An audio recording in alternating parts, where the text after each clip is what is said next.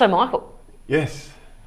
a very experienced pilot, knew exactly what he was doing, had the protocols, had everything else, perhaps with the best of intentions, knew the potential. What on earth happened? I mean, you're a pilot. What happened? Yeah, well, I think, I'm not a pilot as history. I mean, I'm a recreational pilot. And the first thing we get taught of a recreational pilot is, hey, you don't have to get there. You fly for fun. Exactly. It's like us sailing. If the weather window's crap, just stay put. Yeah. So we've got a totally different mindset on it. You know, our mindset is check, double check, triple check. If there's any sign, why bother? Yep. But a commercial pilot is a little bit different because they're under pressures. Their job performance, their criteria is a little bit like running a business.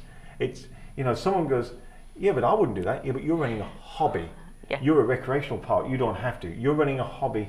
It doesn't matter if the cake doesn't get baked for the stall this weekend because of the kids were sick or whatever. Yeah. But on a bakery, a commercial environment, Yep, absolutely. as for a commercial pilot, the pressures are suddenly different. Thinking about that, or listening to that now, does that behaviour in a completely removed situation seem completely irrational? It does, because I think you're looking at the standard of the pilot. The thing that I think strikes me about that, if it can happen to him, it can happen to anybody. Yep, but that irresistible pull, for want of a better word. I mean, I think in business we don't necessarily think about, we think about the situation, we think about the potential consequences, but immediately that you do that, your brain starts to go, oh no, it's okay, that's fine, I can cope with this, and you start to discount the potential impact there. And then suddenly your solution to whatever the issue is outweighs the likelihood, you rationalise the likelihood, this potential impact. I mean, how many times have we gone, oh look, I'm not going to bring that client back, I'll wait, and then all of a sudden you have a train wreck because your client's gone, blah, blah, blah. Yep, and all of a sudden you've gone, well, it's not that important, but in their world it is. Yes, yeah, I think when the pressure mounts, and I think it's a good thing you're describing there, in when pressure situations come up, business people, everyone, all of us, will try to do things and justify and discount the risks. And go, it'll never happen.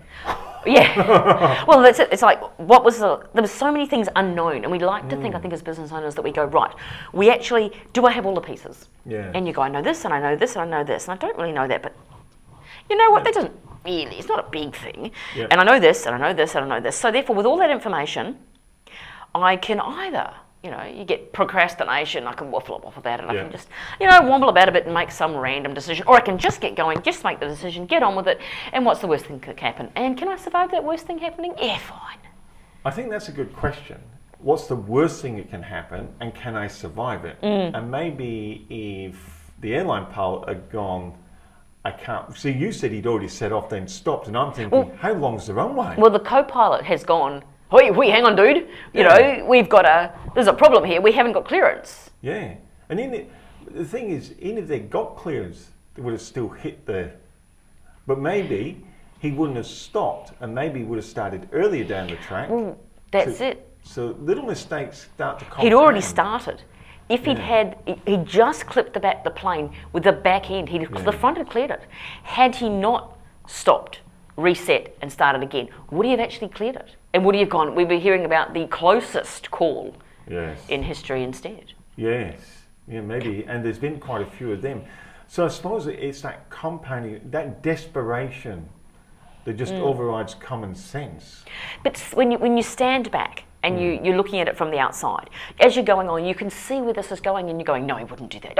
No, surely not. No. And you just watch this train wreck happening. But how many times when we're either in our own business or as a team member of another business or part of a mastermind group or somehow involved in a networking group, do we actually sit there and as someone telling that story, you go, you did it. Really? You what? No.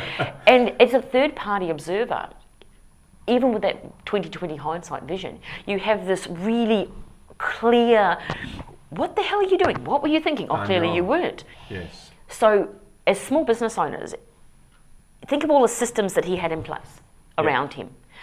But when you take out KLM head office, you take out the protocol, what he's really got is a micro business. Yes. The inside of that cockpit is a micro business. And it's just his office. It's just his office. Yeah. So he's got, sure, we've all got documentation, and we've talked about this before, the need to write, especially if you're franchising or you're looking at selling a business, documenting your processes so that when the wheels fall off or you happen to be having a bad day, someone can come in and run that same process. They can run your reports. They can deal with your basic clients. You've got that set there. So, and a lot of times we've got that, and we choose not to follow it for whatever reason. It was interesting because I went on a film shoot with Keith Ellis, and we were talking about the basics of film shooting. Yes, you make sure your batteries are charged. You make sure you've got 2 cameras. You make sure you've got, and you tick them all off the night before, and you pack all your gear, and you get your checklist. And but how many times would you go, she'll be right, I think I've got it all, and you get there, I forgot to charge that battery. That would never happen to us. Or you come back and you go, I've got to get the cards out of the camera, because the protocol is as soon as you get back to the office, the first thing you do, take the cards out of the digital cameras, put them onto the hard drive so they're backed up. So if something happens or your format, and I'm not going to confess that any shows in this department have ever been overwritten and disappeared. No. But hypothetically, it could happen. It could happen if you didn't follow the actual protocols.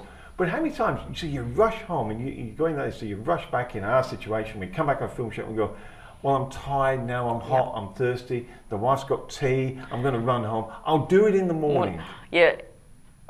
And here comes your train wreck. Yeah, and that's the thing is, but we all do it all of the time. Not all of the time, and sometimes it doesn't matter. No, sometimes you get away with it. And sometimes you go, actually, that worked better. Here's an opportunity to review and improve that process. It's funny because if the plane hadn't been parked across the runway, he would have got away with it. Yeah. Well, he might have got reprimanded for, hey, you forgot this bit. And he might have later thought to himself, oh, that was silly. But unfortunately, in this situation, not only has he forgotten the protocol, forgotten to take the discs out of the cameras when you got back to the office, he's actually got something sitting across his path he's collided with.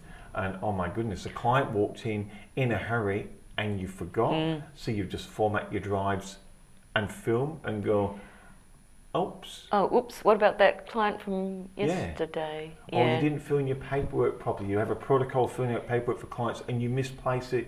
So then the client rings up and where's my job? Oops. I had exactly that happened the other day. We've been really super busy with what we've been doing, which is unusual. Usually this is a bit of a wind down time of year, but for some reason people have decided that they're still working, so are we. So are you. And we had exactly that happen the other day, and it was just ridiculous. And I think I've said before, we've just got to the point, I picked up the phone, and this is a client, I recognised the number, and I could not, for the life of me, place her. And I've gone, hi. She said, oh, blah, blah, blah. And she's launched in the middle of the story because she's rung about a continuing investigation we're doing. And I'm thinking, is it a house? Is it a property? Did we sample? I'm thinking, I don't even, because I put their name, and I usually, in my phone, I'll put the name, the client's name, and then their address, because at least that gives me half a cue as to what the heck when they ring. And I'm gone, Judy.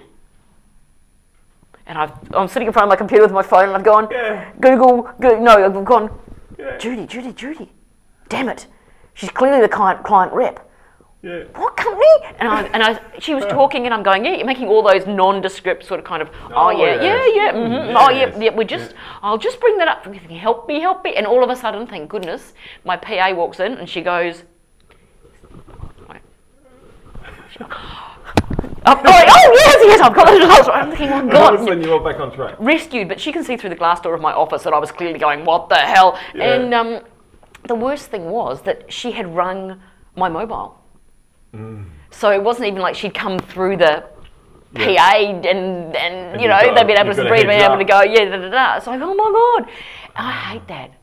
And the same thing can happen. So luckily, had Bria not been there, been able to go, this is who it is, or recognise the voice, or whatever gave her the cue I loved her forever. Thank goodness for that. If that hadn't happened, that could quite easily have been, because they are one of our AAA clients. There is no way I should have forgotten that, but with everything else I had going on, and then I actually sort of kind of was just finishing a report, grabbed the phone and gone, and then my brain just went bonk. And this is this, you can imagine, so all the protocols that we've got, and we've got a good number of protocols in place because we've got obviously people coming and going and subcontractors and everything. Again, that failure to follow our protocol led to this completely and utterly irrational set of sequence of things. And what I got to the end of the day is I've gone, actually, that was a pain in the neck. But the rest of my day, which was complete chaos flying by the seat of my pants, I realised I actually really enjoyed it. Which is not the way we're supposed to operate a business. No. And we've moved away from that for so long. And that's what sparked this conversation today. I suddenly realised that irrational behaviour, that complete fly by the seat of the pants, she'll be right, I'll wing this and we'll do a bit of this and we'll do a bit of that and that worked, is actually irresistible. It's like, when you've been on that, haven't eaten sugar all week and there's that bit of carrot cake and you go, carrots are healthy, aren't they? Yeah, the carrot cake, it's got raw sugar in it, it'll be fine. Yeah. And usually there's that irresistible pull of at the end of the day with the beer and the carrot cake. It has that same sort of almost drug effect sometimes. And I'm not saying that's what, obviously, our pilot here has gone through because he was clearly motivated by achieving an end goal. Yeah. He was doing all the wrong things for all the right reasons. And we do that so often. Is that carrot cake, the carrot on the stick, but better. All the wrong things for all the right reasons. Let's take a break. I want to come up with a bit of a wrap on this and what some of the advice you might give for business you do owners. Since it's my show. Yes. We'll be right back, apparently.